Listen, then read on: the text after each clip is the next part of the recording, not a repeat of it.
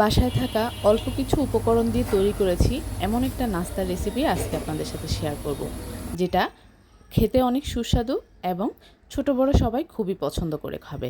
সবাইকে আসসালামু আলাইকুম, কেমন আছেন সবাই? আশা করছি যে যেখান থেকে আজকের ভিডিওটি দেখছেন সবাই অনেক ভালো আছেন। আলহামদুলিল্লাহ, আমিও অনেক ভালো আছি। তাহলে চলুন ভিডিওর মূল পর্বে ফিরে যাই। নাস্তাটি তৈরি করার জন্য এখানে আমি মাঝারি সাইজের 3টা আলু আগে থেকেই সিদ্ধ করে নিয়েছি।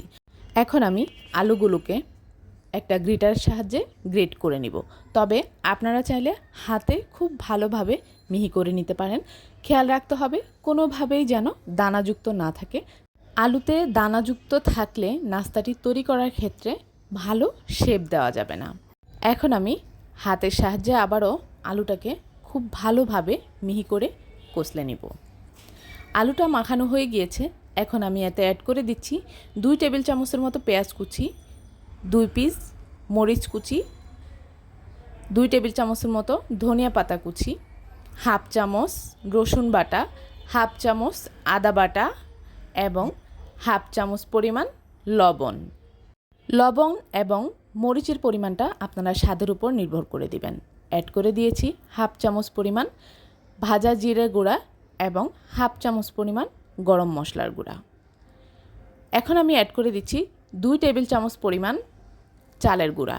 এখানে আপনারা চালের গুঁড়া না থাকলে আটাও ব্যবহার করতে পারেন, তবে চালের গুঁড়া ব্যবহারে নাস্তাটি অনেকটাই ক্রিস্পি হবে। এখন আমি ভালোভাবে সকল উপাদান একসাথে মিশিয়ে একটা ডো তৈরি করে নিচ্ছি। এখন আমি অ্যাড করে দিচ্ছি 2 পিস পাউরুটি। পাউরুটিটাকে ভালোভাবে মিশানোর জন্য আমি অ্যাড করে দিচ্ছি 2 টেবিল চামচ পরিমাণ পানি। এখন আমি সকল উপাদান আবারও ভালোভাবে মিশিয়ে নিব। সো ভিউয়ার্স, আজকের আমার এই নাস্তার রেসিপিটি যদি আপনাদের ভালো লাগে বাসায় একবার হলেও তৈরি করে খাওয়ার অনুরোধ রইল। এটা ছোট বড় সবাই খুবই পছন্দ করে খাবে। তাছাড়া যাদের বাসায় বাচ্চা রয়েছে তারা খুব বেশি পছন্দ করবে। এখন আমি রান্নার তেল নিয়ে বোর্ডে মেখে দিলাম। এখন আমি নাস্তাগুলো তৈরি করার জন্য অর্ধেক পরিমাণ ডো হাতে নিয়ে আমি এটাকে শেপ দিয়ে নিব। আপনাদের যার যেমন ভালো লাগে তেমন করে শেপ দিয়ে নাস্তাগুলো তৈরি করে নিতে পারেন। সো ভিউয়ার্স, আজকের আমার এই রেসিপিটি যদি আপনাদের ভালো লাগে, কে কোথা থেকে ভিডিওটি দেখছেন অবশ্যই কমেন্টস করে জানাতে ভুলবেন না। যারা ফেসবুক পেজ থেকে দেখছেন প্লিজ আমার পেজটিতে লাইক ও ফলো দিয়ে কমেন্টস করে জানাবেন কেমন হয়েছে। আর যারা ইউটিউব চ্যানেল থেকে দেখছেন প্লিজ আমার চ্যানেলটি সাবস্ক্রাইব করে পাশে থাকা বেল আইকনটি ক্লিক করে দিবেন নতুন নতুন রেসিপি পাওয়ার জন্য। আমার সকল নাস্তা তৈরি করা হয়ে গিয়েছে। এখন আমি চলে যাব নাস্তাগুলো ফ্রাই করতে। চুলায় একটা প্যান বসিয়ে দিয়ে তাতে পরিমাণ মতো তেল দিয়ে দিয়েছি।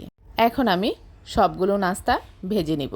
তবে এক্ষেত্রে চুলার জাল লো মিডিয়াম হিটে রেখে নাস্তাগুলোকে ভাজতে হবে, আর না হয় উপরে কালার চলে আসবে, ভিতরে কাঁচা থেকে যাবে। একটু ধৈর্য সহকারে নাস্তাগুলো ভাজলে প্রত্যেকটা নাস্তা অনেক ক্রিস্পি এবং অনেক সুস্বাদু হবে। তাছাড়া যদি ভিডিওটি আপনাদের ভালো লাগে তাহলে শেয়ার করে রাখতে পারেন আপনার পার্সোনাল প্রোফাইলে, শেয়ার করতে পারেন পরিবারবর্গের সাথে এবং বন্ধু মহলের সাথে। আমি নাস্তাগুলোকে সার্ভ করে দেখিয়ে দিচ্ছি নাস্তাটা দেখতে কতটা সুন্দর হয়েছে এবং অনেক সুন্দর একটা কালার এসেছে। তাছাড়া খেতেও অনেক মজা এবং অনেক ক্রিস্পি হয়েছে। আপনারা চাইলে সকাল কিংবা সন্ধ্যার নাস্তায় এই রেসিপিটি রাখতে পারেন। আজ এই পর্যন্তই। আল্লাহ হাফেজ।